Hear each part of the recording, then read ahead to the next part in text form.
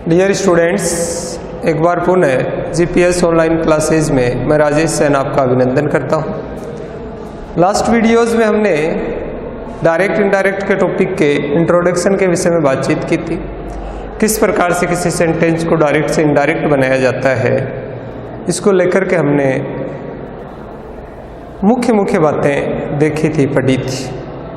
अब डायरेक्ट से इनडायरेक्ट के टॉपिक को जब हम आगे पढ़ते हैं या किसी भी सेंटेंस को जब डायरेक्ट से इनडायरेक्ट में चेंज करते हैं, उससे पहले हमें ये समझने की आवश्यकता होती है कि जो डायरेक्ट स्पीच का सेंटेंस होता है वो किस प्रकार का होता है, अर्थात जो सेंटेंस होते हैं उनकी टाइप्स के विषय में हमें जानकारी होना बहुत अधिक जरूरी हो जाता है। तो आज का हमारा जो मुख्य विषय रहेगा वो रहेगा टाइप्स ऑफ सेंटेंस, अर्थात डायरेक्ट स्पीच में लिखा जाने वाला सेंटेंस किस टाइप का है, किस प्रकार का है, ये हमें पता होना चाहिए। देखिए, तो आज हम पढ़ेंगे टाइप्स ऑफ सेंटेंसेस, वाक्यों के प्रकार।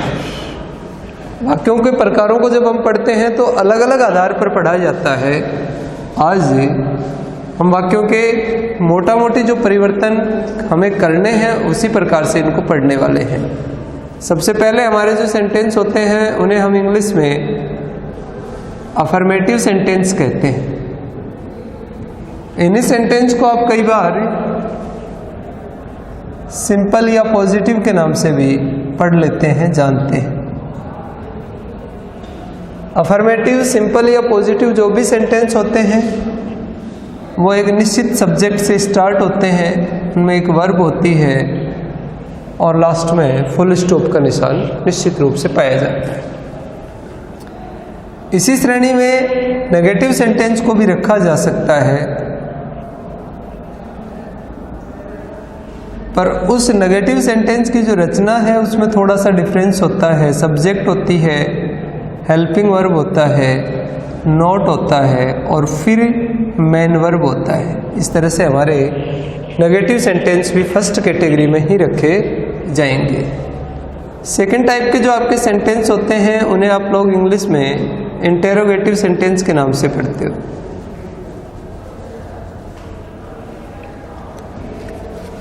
सेकंड टाइप के सेंटेंस को इंग्लिश में इंटेरोगेटिव सेंटेंस की श्रेणी में रखा जाता है। इंटेरोगेटिव की श्रेणी में रखा जाता है।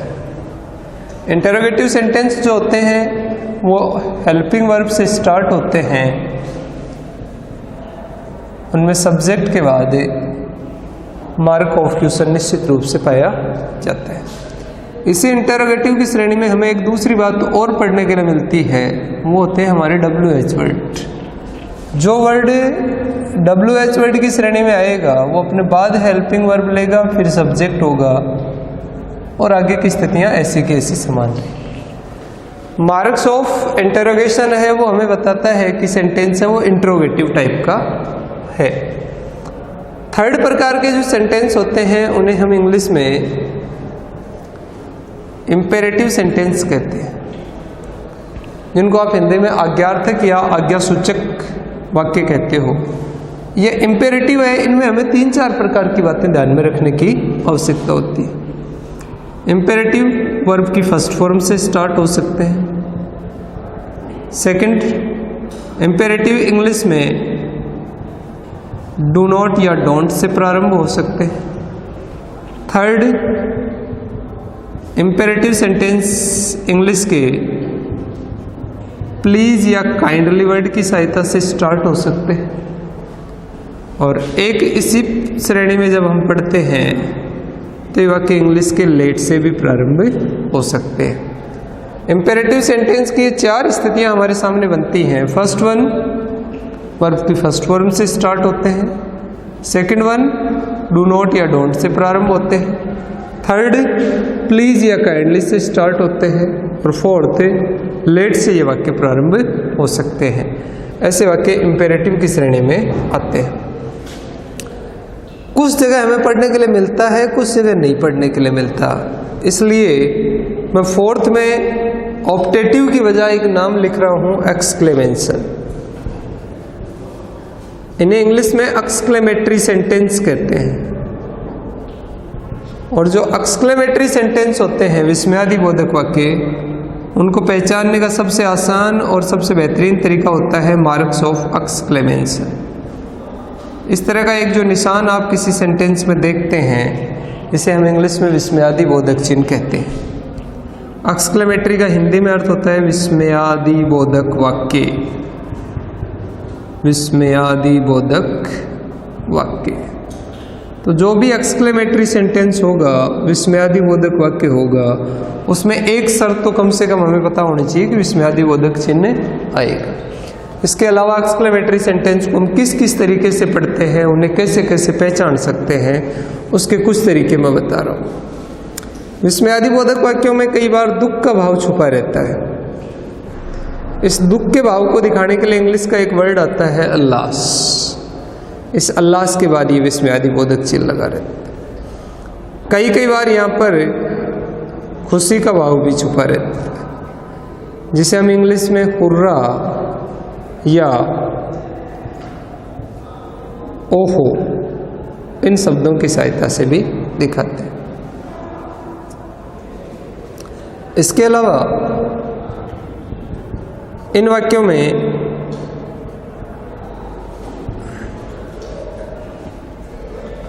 दुख के लिए अल्लास,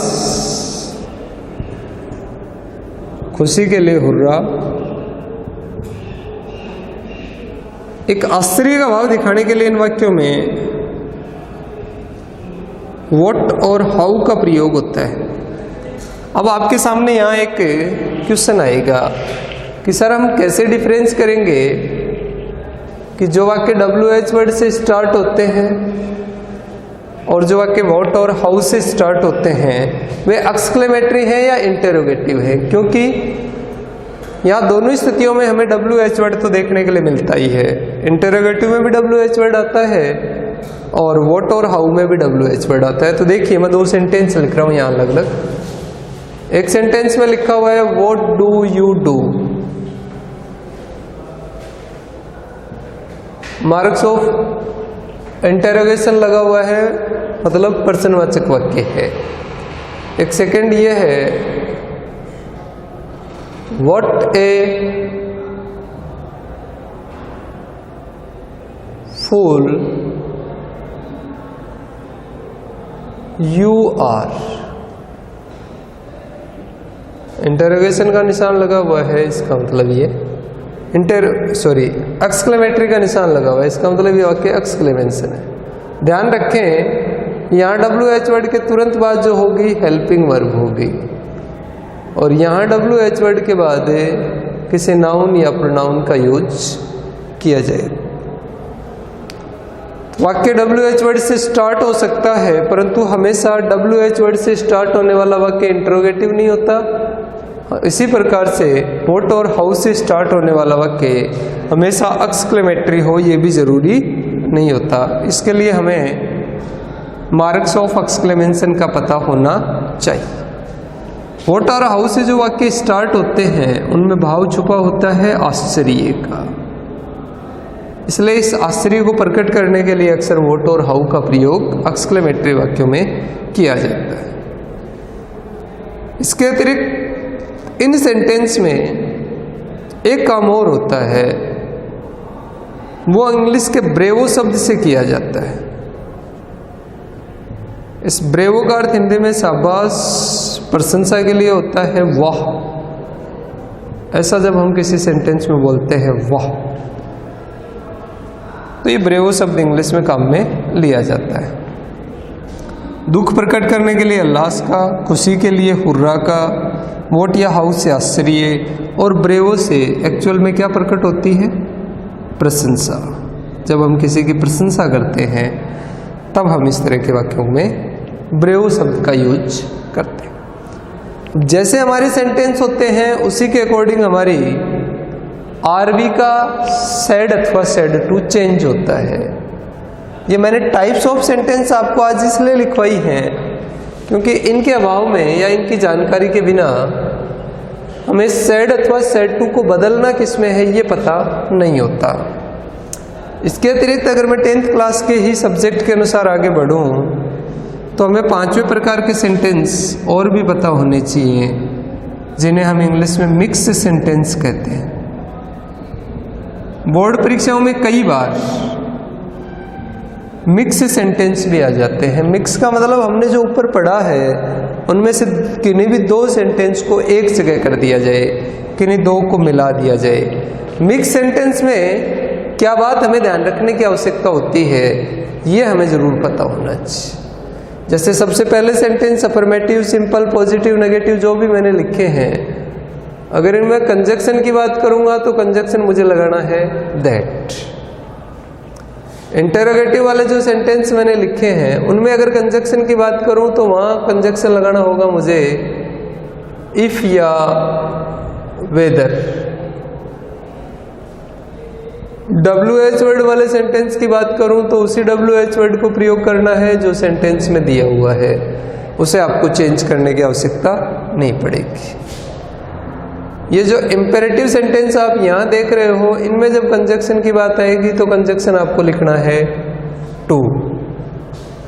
सभी एक्सक्लेमेटरी सेंटेंस हैं, विस्मयादिबोधक वाक्य हैं, उनमें कंजक्शन की बात आएगी तो कंजक्शन लगाना है दैट।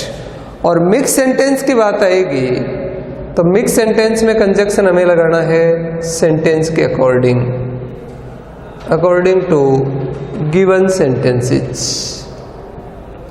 जैसा हमारा वाक्य दिया हुआ है उसी सेंटेंस के अनुसार हमारा कंजक्शन हमें यूज करना पड़ता है। तो यहाँ जो मैंने मोटी मोटी बात की है वो टाइप्स ऑफ सेंटेंस के अनुसार हमें ये बताती है कि जब हमें सेंटेंस के टाइप का पता लगता है तो हम कंजक्शन डिसाइड कर सकते हैं। तो हमारा 1/4 अंक का जो काम है वो आसान हो जाता है। सेकंड बात, इन कंजक्शन के आधार पर हम आगे हमारे सेंटेंस को किस प्रकार से लिखने वाले हैं ये भी हम डिसाइड कर पाते हैं। थर्ड, हमारे सेंटेंस की टाइप के अनुसार हमारी जो आरवी है, रिपोर्टिंग वर्ब है, उसके सैड अथवा सैड टू को बदलना किस प्रकार से है ये भी हमें पता लग जाता है। जब हमारा वाक्य फर्स्ट टाइप का होता है, सिंपल टाइप का होता है, अफर्मेटिव का होता है, पॉजिटिव का होता है, तो वहां अकेला सैड ही रह जाएगा। परंतु सैड टू होने पर टोल्ड में चेंज होगा। इसी प्रकार से आपके जो सेकंड सेंटेंस है इंट्रोगेटिव वाले, इनके सैड अथवा सैड टू को बदलने की जब बारी आएगी तो चाहे सैड हो और चाहे सैड टू हो, दोनों को हमें किस में बदलना है? आस्क्ड में बदलना है। फिर इंपेरेटिव सेंटेंस की बात करोगे तो इंपेरेटिव सेंटेंस में सैड अथवा सैड टू की कई स्थितियां बन जाती हैं। कैसे सर? देखिए, यहां सैड अथवा सैड टू का फर्स्ट फॉर्म के अनुसार कई बार ऑर्डर्ड होता है, तो डायरेक्ट ऑर्डर की लैंग्वेज के अनुसार भाषा चेंज हो जाती है। डू नॉट और डोंट वालों का सैड अथवा सैड टू इंग्लिश के फॉरबैड शब्द में बदल जाता है। प्लीज या काइंडली वाले वाक्यों का सैड अथवा सैड टू इंग्लिश में रिक्वेस्टेड शब्द में चेंज हो जाता है। लेट वाले वाक्यों में रिक्वेस्टेड का भाव भी हो सकता है। कई बार परमिशन दी जाती है तो परमिटेड का भाव भी हो सकता है। तो ये मीनिंगों के अकॉर्डिंग हमारे सेंटेंस में ऑर्डर के लिए ऑर्डर्ड का प्रयोग किया जाएगा, मना करने के लिए जिसको इंग्लिश में फॉरबिड कहते हैं उसके लिए फॉरबैड का प्रयोग किया जाएगा। निवेदन करना हो तो रिक्वेस्ट के लिए रिक्वेस्टेड का यूज होगा, और किसी को परमिशन देनी हो, परमिट, उसके लिए किसका? परमिटेड का यूज किया जाएगा। नेक्स्ट वीडियो में हम बात करेंगे एक्सक्लेमेटरी सेंटेंस में किस प्रकार से सैड अथवा सैड टू को चेंज किया जाता है और किस प्रकार से मिक्स सेंटेंस में सैड अथवा सैड टू को चेंज किया जाता है। टाइप्स ऑफ सेंटेंस के अभाव में या टाइप्स ऑफ सेंटेंस की जानकारी नहीं होने पर ना तो आप इन कंजक्शंस का यूज कर पाओगे जो मैंने यहाँ लिखे हैं।